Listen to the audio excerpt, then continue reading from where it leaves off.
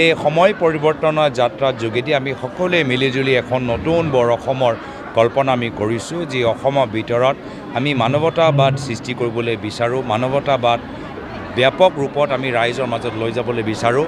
আজিৰ তাৰিখত অসমৰ মুখ্যমন্ত্ৰীৰ ওপৰত ঘৃণামূলক ব্যাখ্যা দিয়াৰ বাবে হাইকোৰ্টৰ পৰা জাননী দিয়া গৈছে। আমাৰ অসমৰ বাবে কিমান লজ্জাজনক কথা যে যি প্ৰদেশৰ মুৰব্বী তেখেতকে আজি গুৱাহাটী হাইকোৰ্টে জাননী দিবলৈ হৈছে যে তেওঁ আইন উলংঘন কৰিছে, তেওঁ আইনৰ বিপৰীত কথাবোৰ কৈছে।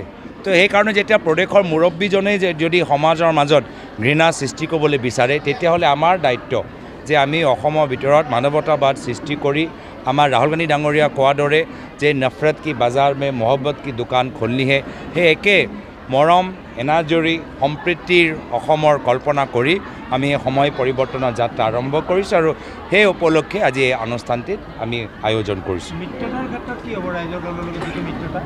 আমি সম্ভাৱনা আগতেও আছিল, আজিও আছে।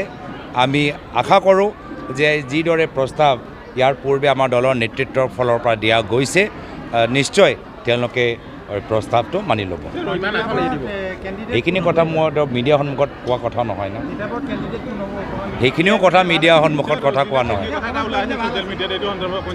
সাংবাদিকতা কৰা মানুহবোৰ স্পষ্টীকৰণ নোলোৱাকৈ বাতৰি প্ৰকাশ কৰাটো মই ভাবোঁ সাংবাদিকতাৰ আদৰ্শ বিপৰীত।